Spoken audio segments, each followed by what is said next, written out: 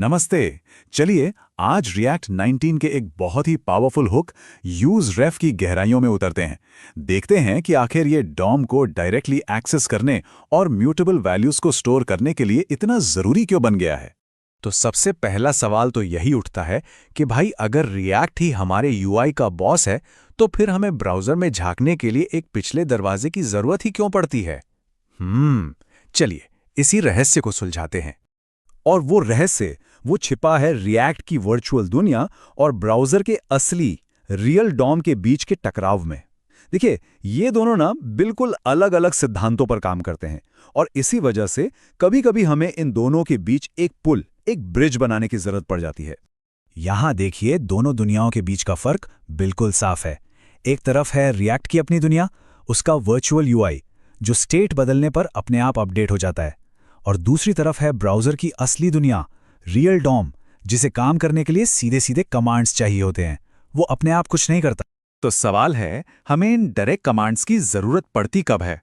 जरा सोचिए, जैसे किसी इनपुट फील्ड पर ऑटोमेटिकली फोकस कराना हो, या फिर एक बटन के क्लिक पर वीडियो प्ले पॉज करना हो, या किसी खास एलिमेंट तक पेज को स्क्रॉल कराना हो। इन सब कामों के लिए रिएक्ट के नॉर्मल फ्लो से बाहर निकलना पड़ता है।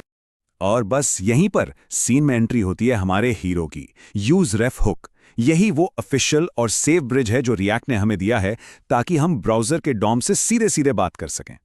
तो आखिर ये यूज रेफ है क्या चीज? इसे ना एक जादुई बॉक्स की तरह समझिए। बिल्कुल एक ऐसा बॉक्स जिसमें कोई भी वैल्यू रखी जा सकती है। और इस बॉक्स की खास बात यह है कि कंपोनेंट चाहे जितनी बार भी री-रेंडर हो जाए, ये बॉक्स और इसके अंदर की वैल्यू वैसे के वैसे ही रहते हैं, बदलते नहीं। इस जादुई बॉक्स के पास हैं दो सुपर पावर्स। पहली, ये हमें असली डॉम एलिमेंट्स तक डायरेक्ट पहुंच देता है, और दूसरी, ये ऐसी वैल्यूज स्टोर कर सकता है जिनके बदलने पर कंपोनेंट दोबारा रेंडर ही नहीं होता। चलिए इन दोनों को एक एक करके समझते हैं। चलिए पहली सुपर पावर को एक्शन में देखते हैं, यानी डॉम को डायरेक्टली एक्सेस करना। सच कहूं तो ये यूज रेफ का सबसे कॉमन यूज केस है। देखिए किसी इनपुट पर फोकस करना कितना आसान है। बस 3 सिंपल स्टेप्स। स्टेप 1, यूज रेफ कॉल करके अपना बॉक्स बना लीजिए। स्टेप 2, रेफ एट्रीब्यूट का यूज करके इस बॉक्स को अपने इनपुट एलिमेंट से जोड़ दीजिए। और बस स्टेप 3, जब भी जरूरत पड़े input ref dot current dot focus call करके उस एलिमेंट पर सीधा कमांड चला दीजिए। That's it. यहां पर सबसे जरूरी बात जो समझनी है वो ये है कि करंट प्रॉपर्टी ही असली चाबी है। यूज रेफ बॉक्स के अंदर जो रियल ब्राउजर एलिमेंट स्टोर होता है ना, उस तक पहुंचने का यही एक रास्ता है। हमेशा याद रखिए, इनपुट रेफ तो सिर्फ एक कंटेनर है, असली पावर तो इनपुट रेफ डॉट करंट में ही है।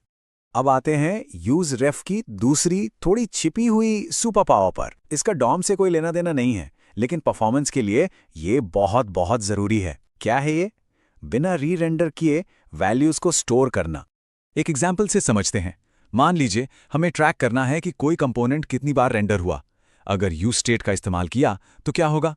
हर काउंट पर कंपोनेंट फिर से रेंडर होगा और हम एक इनफिनिट लूप में फंस जाएंगे। लेकिन यूज रेफ के साथ रेंडर काउंट डॉट करंट की वैल्यू को हम पर्दे के पीछे चुपचाप बढ़ा सकते हैं और यूआई पर कोई असर नहीं पड़ेगा। स्क्रीन पर 0 ही दिखता रहेगा, भले ही अंदर काउंटिंग चल रही हो। तो ये टेक्निक परफेक्ट है उस डेटा के लिए जो सीधे यूआई में नहीं दिखता, जैसे कि टाइम आउट या इंटरवल्स से मिलने वाली टाइमर आईडीज, या फिर किसी स्टेट की पिछली वैल्यू को याद रखने के लिए। और तो और वेब सॉकेट जैसे लाइव कनेक्शंस को स्टोर करने के लिए भी ये एकदम बढ़िया है। और इसी के साथ हम उस सवाल पर आते हैं जो डेवलपर्स को अक्सर कंफ्यूज करता है। यूज रेफ कब यूज करे और यूज स्टेट कब? ये डिसीजन लेना बहुत जरूरी है। तो state use state versus use ref, इसका रूल बहुत सिंपल है। अगर डेटा बदलने पर यूआई को अपडेट होना है तो आंख बंद करके स्टेट यूज कीजिए, क्योंकि वो री-रेंडर ट्रिगर करता है। लेकिन अगर डेटा यूआई पर असर नहीं डालता या फिर डॉम को डायरेक्टली कंट्रोल करना है तो यूज रेफ आपका दोस्त है, क्योंकि ये री-रेंडर नहीं करता। सिंपल। तो ये सब रिएक्ट 19 के आने से और भी इंपॉर्टेंट क्यों हो गया है? चलिए थोड़ा फ्यूचर में झांकते हैं। रिएक्ट 19 में आ रहा है कॉन्करेंट रेंडरिंग। इसका मतलब है कि रेंडरिंग प्रोसेस को बीच में रोका या पॉज किया जा सकता है। ऐसे कॉम्प्लेक्स सिनेरियोज में यूज रेफ एक स्टेबल एंकर की तरह काम करता है। ये पक्का करता है कि आपकी वैल्यूज इन रुके हुए रेंडर्स के दौरान भी स्टेबल और कंसिस्टेंट बनी रहें।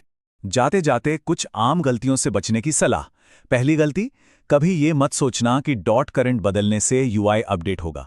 नहीं होगा। दूसरी, हर चीज के लिए रेफ यूज मत करिए, खासकर उन चीजों के लिए जो स्टेट होनी चाहिए। और तीसरी और सबसे बड़ी गलती, रिएक्ट में कभी भी रेफ के बिना डॉम से सीधे सीधे छेड़छाड़ मत करना। तो एक आखिरी सवाल जिसके बारे में सोचना जरूरी है, अगर यूजरेफ रिएक्ट के रूल्स तोड़ने का इतना पावरफुल टूल है तो वो कौन सा पॉइंट है जहां ये एक टूल ना होकर एक जाल बन जाता है? इस पर जरूर सोचिए कि कब इसका इस्तेमाल एक स्मार्ट मूव है और कब ये हमारे कोड को बेवजह कॉम्प्लेक्स बना देता है।